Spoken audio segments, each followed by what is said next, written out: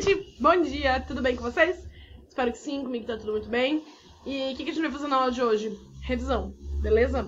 A gente vai fazer então uma revisão desses últimos conteúdos que a gente tem visto, porque na semana que vem vocês têm prova, né? Então não vai ter aula, então revisão hoje, ok? Piazada, o que vai ter no conteúdo de vocês aqui? Vai ser as condicionais, né? Zero, first, second e third. Então todas as condicionais. Elas estão riscadas, mas como a gente só vai passar por cima e relembrar, é isso aí mesmo, tá? Se tiver qualquer dúvida, vai parando o vídeo, volta nos outros, pede no chat e é nóis. Vamos lá então. Seguinte, antes de tudo, o que ao todo a gente pode saber sobre as conditionals? Primeiro que, não só sobre elas individualmente, mas sobre elas separadamente. O que a gente tem?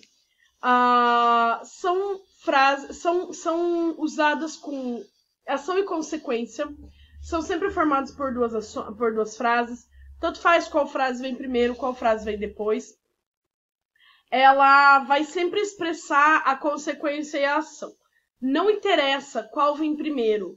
Então, o que a gente tem aqui? Um conteúdo chamado conditionals, mas que também pode ser chamado de if clauses, que são as frases com o if, que é se, né, dando condição, por isso o nome conditional. São usados para descrever situações reais ou hipotéticas. Reais a gente tem na zero e na first, hipotéticas na second e irreais, impossíveis na third. A ação e consequência, ou consequência e ação, são compostas por duas frases, uma com o if e uma com a principal, e a ordem das frases é indiferente, como eu já falei.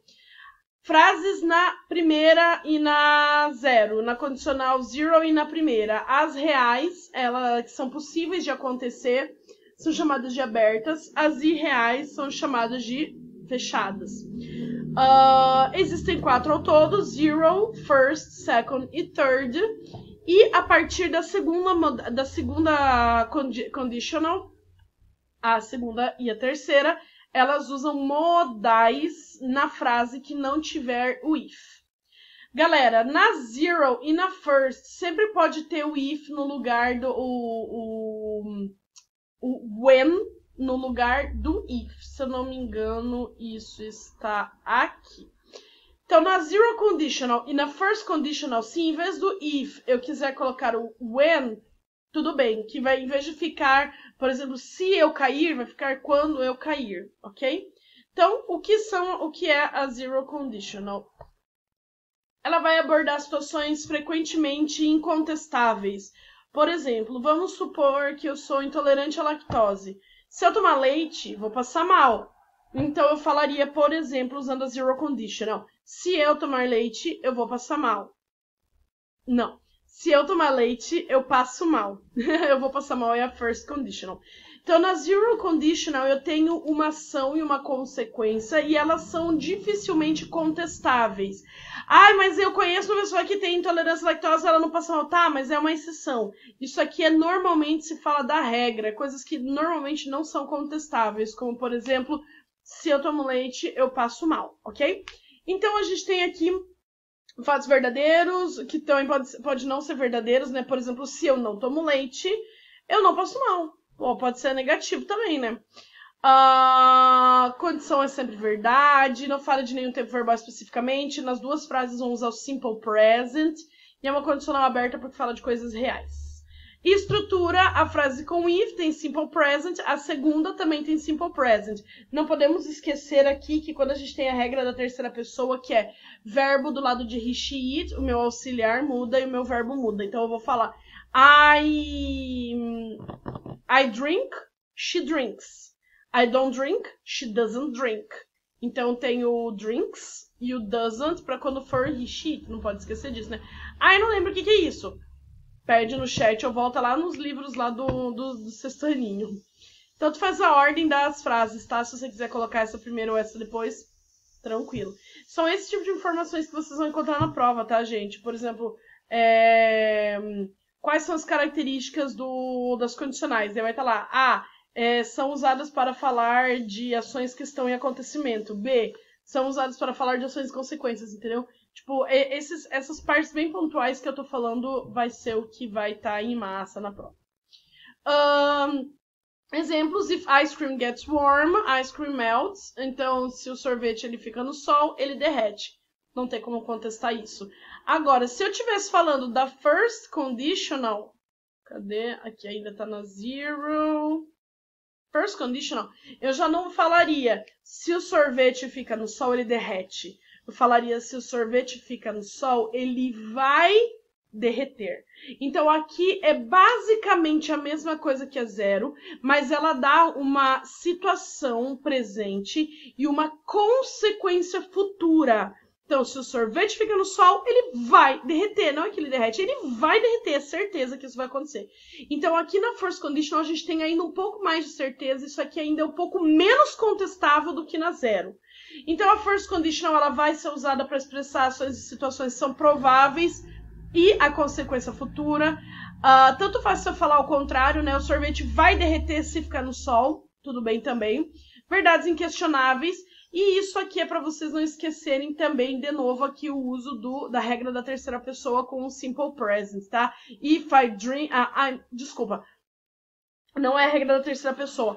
O que eu quero chamar a atenção de vocês aqui, que eu já tinha colocado essas duas frasezinhas aqui embaixo, é que eu posso, na frase principal da first conditional, tanto usar a estrutura do will, quanto usar a estrutura do going to, whatever, tanto faz, as duas funcionam, ok? Então, eu vou ter lá, por exemplo, if I drink milk, I will get sick. Se eu tomar leite, eu vou ficar doente. If I drink milk, I am going to get sick. Se eu tomar leite, eu vou ficar doente. Eu vou ficar mal, na verdade, não doente, né? E ali eu inverti. Eu coloquei, então, primeiro a frase com if, depois a frase com will. E na segunda, eu já comecei pela frase principal, com going to, e depois a frase no simple present. I am going to get sick if I drink milk. Eu vou passar mal se eu tomar leite. Ok? Só para lembrar, então, vocês aqui que na first conditional, o que me refere ao futuro pode ser usado tanto na estrutura do will, quanto do going to. Então, if I drink, I will get. If I don't drink, I won't get. Ok? Ok. Second conditional. Peraí. Ai, não tô conseguindo dar. Calma aí. Agora que não dá mais pra esconder que eu tava assistindo Laços de Família no Globoplay, porque essa é a pessoa que eu me tornei nessa quarentena, a gente entra na second conditional, tá? Então, a second conditional, na verdade, eu não tenho certeza se esses foram os slides que eu usei com vocês, mas, de qualquer modo, é o mesmo conteúdo, tá? Então, eu tenho aqui a second conditional sendo usada para quê? Ela já é totalmente diferente da zero e da primeira. Porque na second conditional eu tô falando de coisas improváveis, mas que podem acontecer. Então talvez ela não seja uma coisa tão possível assim. Mas não é impossível, ela é improvável. Que é quando eu falo assim, se eu estudasse mais eu iria melhor. Dá pra resolver isso ainda? Dá pra estudar mais. Agora, se eu falar que nem lá na terceira condicional, se eu tivesse estudado mais, eu teria ido melhor. Já não tem como resolver.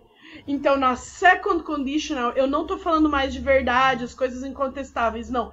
Eu tô falando de coisas improváveis de acontecer. Na second conditional, eu começo a usar modais na frase principal, ou seja, na frase que não tem if. Na zero conditional e na first conditional, eu posso trocar o if pelo when. Aqui na second, não. Toda second conditional ela vai ser formada por if.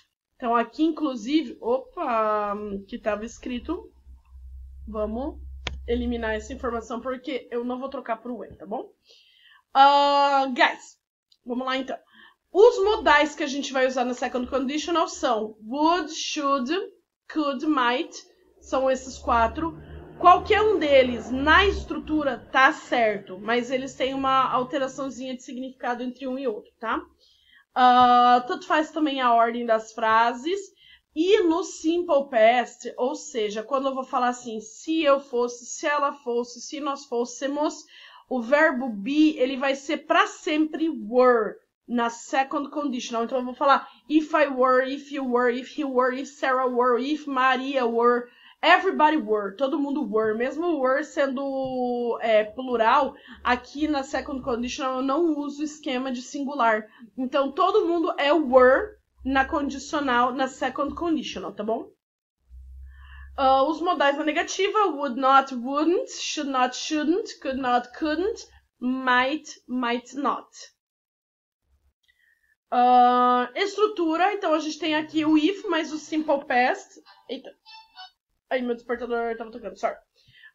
Temos o if mais o simple past, e daí um desses modais, lembrando que sempre depois de modal é verbo base. E aqui a gente vai usar frases como, por exemplo, if I were you, I would feed me now. Se eu fosse você, eu me alimentaria agora. Então, é uma coisa improvável? Não, porque eu posso parar o que eu tô fazendo e ir lá alimentar o Grumpy Cat. Então, é algo improvável, não algo impossível, tá? Poderia inverter a ordem das frases e colocar I would feed me now if I were you. Eu me alimentaria agora se eu fosse você. Então, também poderia ser, tanto faz a ordem aqui. Se fosse negativa, if I weren't you, I wouldn't feed me now. Mas essa frase não ia ter o menor sentido. Se eu não fosse você, eu não me alimentaria agora. Tipo, caramba, que frase não faz sentido. Mas eu poderia colocar na negativa se eu quisesse. Were, eu trocaria pelo weren't ou were not. E would pelo wouldn't or would not. E por último, deixa eu pausar aqui para achar da third conditional. Peraí que me deu uma dúvida aqui, só um pouquinho. A third conditional, eu só tava em dúvida se a gente tinha terminado a third conditional na aula passada ou não. Gente, a prova de vocês vai até a informação desse último slide aqui, que foi a última coisa que vocês viram sobre a third conditional, tá bom? Então vamos lá. O que a gente tem na third conditional? Ela é usada para expressar situações hipotéticas. Por que hipotéticas? Porque são irreais, fica aqui no pensamento, não tem como acontecer. Sempre vai ser impossível, não vai acontecer a third conditional, e ela sempre vai vir com um tom de arrependimento, que é aquele, se eu tivesse estudado mais, eu teria passado de ano. Mas eu não estudei, então não tem como voltar no tempo e passar, estou reprovada.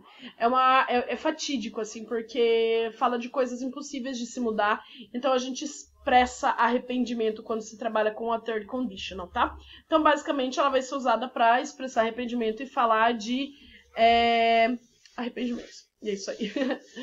A estrutura, if mais o sujeito mais o past participle, e daí o sujeito mais o modal mais o have mais o verbo terceira coluna. Meu Deus, o que é tudo isso?